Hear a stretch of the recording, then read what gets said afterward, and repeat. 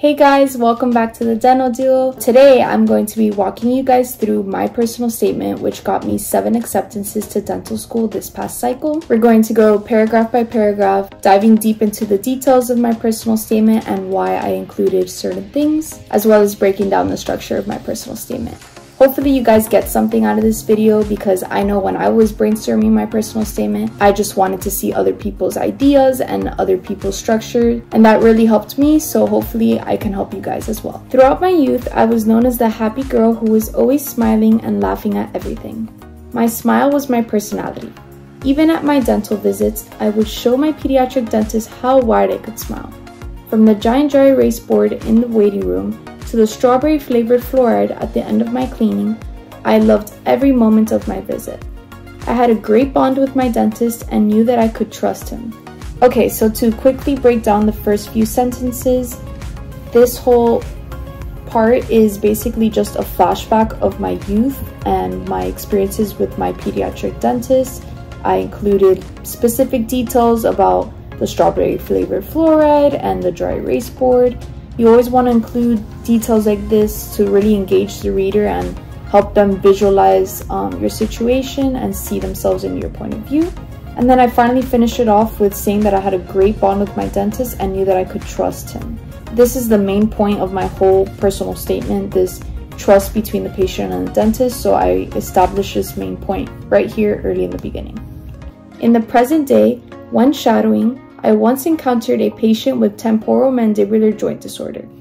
Tears flooded his face as he vulnerably shared his condition and other life stressors, which were all overwhelming him. The dentist treated him like a person rather than a diagnosis. And then right after, I jumped into the present day, a shadowing experience, and I gave specific details about how tears were flooding the patient's face and that he was sharing his condition and he was very overwhelmed. And then I ended it with talking about how the dentist treated him like a person rather than a diagnosis. What's important here is that I mentioned another story.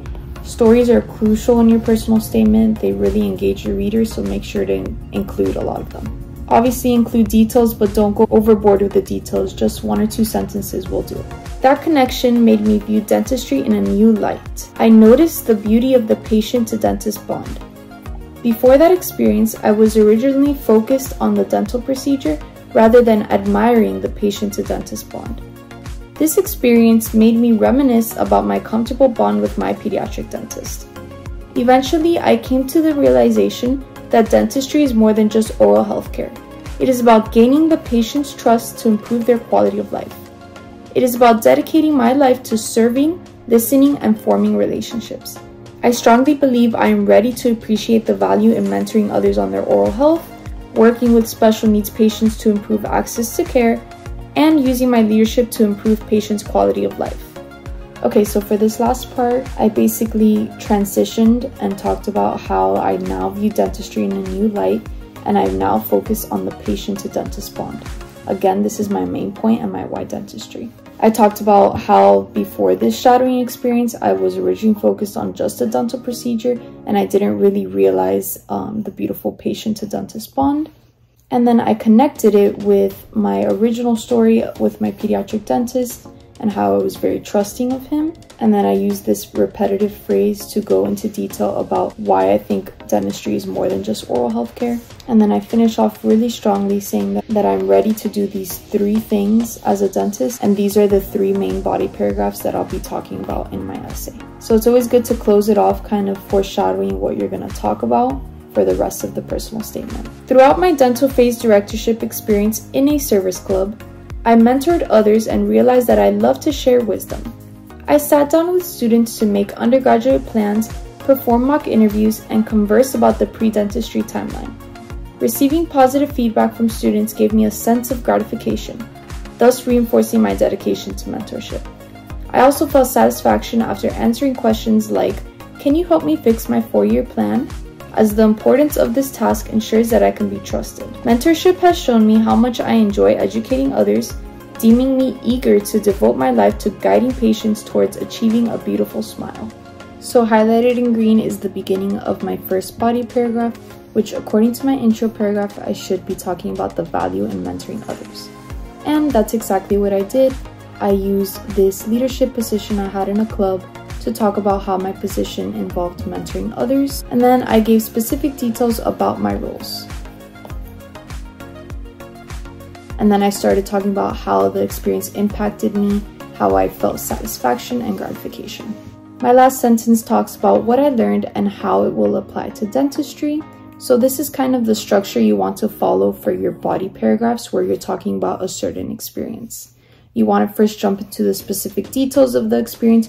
Don't make it too long, just a couple of sentences will do because you already have the whole experiences section on the application to talk about these details. So just give a couple sentences for a background and then jump right into how that experience impacted you as well as any emotions you may have felt. And then close it off with what you learned from the experience and how it could apply to dentistry or equip you with the skills necessary to succeed in dentistry. When educating others as a dentist, I aim to focus on oral health care in relation to overall health because I love working with my hands, paying attention to detail, and strongly believe that there is an underrepresented link between oral and systemic health. So for the introduction of my second body paragraph, I'm basically just summarizing an aspect of dentistry that intrigues me. In my case, it's oral health in relation to overall health. This link has sparked interest in me ever since I encountered a patient while volunteering at a mobile dental bus with severe periodontal disease and a history of cardiovascular disease. Furthermore, when reading articles about special needs dental patients for my English class, I learned that they are at risk for oral and systemic health issues. I then gave 2 examples that sparked my interest in the oral systemic link. I talk about my experience at a mobile dental bus, as well as just my education in reading articles about special needs dental patients. I believe that the oral systemic link is often overlooked.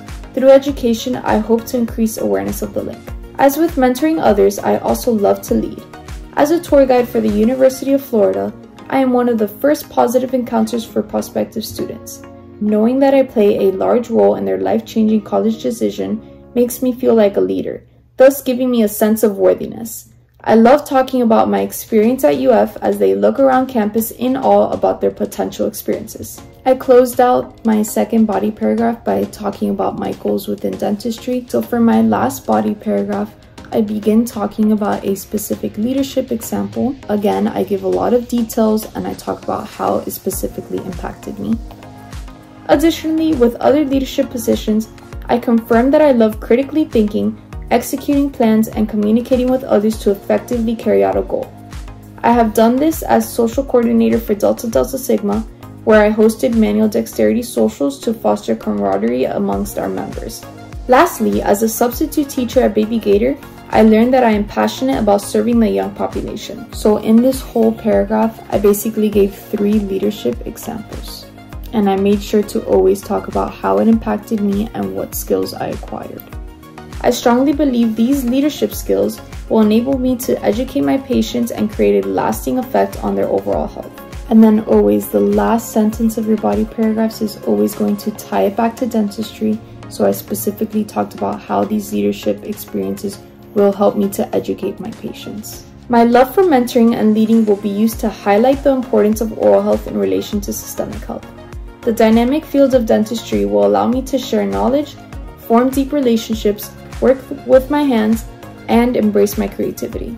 I am thrilled to see what the future of dentistry has in store for making dental care more accessible and less intimidating, especially for special needs children. In dentistry, I see a promising future filled with lasting relationships, mentorship, and the ability to restore a smile, the greatest expression of happiness and laughter. Okay, so for my final conclusion paragraph, I first summarized everything. I mentioned my mentoring and my leadership, which was of course 2 of my body paragraphs, as well as the oral and systemic health link, which was also another body paragraph. And then I talked about specific aspects of dentistry, which I'm excited for. Then of course I talked about the goal I have for making dental care more accessible and less intimidating for special needs children. I finally finished it off talking about how I see the future of dentistry and how I am excited for making lasting relationships and getting to mentor my patients. And then I just made a cool connection to the first ever sentence I wrote, which was that I was a happy girl who was always smiling and laughing at everything and that my smile was my personality. I kind of use that to talk about how I'm excited to restore a smile, which is the greatest expression of happiness and laughter, which is what I talked about in the beginning of my personal statement. Alright, so now that we went through my entire personal statement, I just want to touch upon the key factors to keep in mind when you're writing your personal statement. If you haven't already watched our video on tips and tricks, I'm going to link it up here for you guys to watch. So just to summarize my main points, make sure that you have answered the question of why dentistry in your intro paragraph, and then dive deep into the details during your body paragraphs. When you're diving into the details in your body paragraphs, make sure that any stories about your experiences are just a couple of sentences max. You have the whole experiences section on your application to dive into those details. So just give a little bit of background and then jump right into how those experiences impacted you and shaped you for the field of dentistry. Make sure that you are showing and not just telling. Show with detail, show with stories. Make sure that you're really getting your story out there with enough detail. Don't be vague. Avoid cliches such as "I want to help people." Instead of saying the sentence "I want to help people," give a specific example of a time that you helped people and how it opened your eyes or equipped you with the skills necessary for you to succeed in dentistry. Overall, you guys are going to do so good on your personal statement. Please know that Nico and I are here to help you guys. DM us on Instagram if you want some personal statement help. But anyways, you guys are going to do great on your personal statements. Just make sure that you're getting it reviewed by somebody who's very good at grammar. And don't worry, you guys got this. Don't forget to like this video if I provided you with any sort of help. Don't forget to subscribe, as dental school is just right around the corner, and I'm going to be super excited to show you guys my life in Maryland, and I'm sure Nico will be very excited to show you his life in Penn. So stay tuned for all of that amazing content. Just make sure to subscribe, and we'll see you guys on the next video.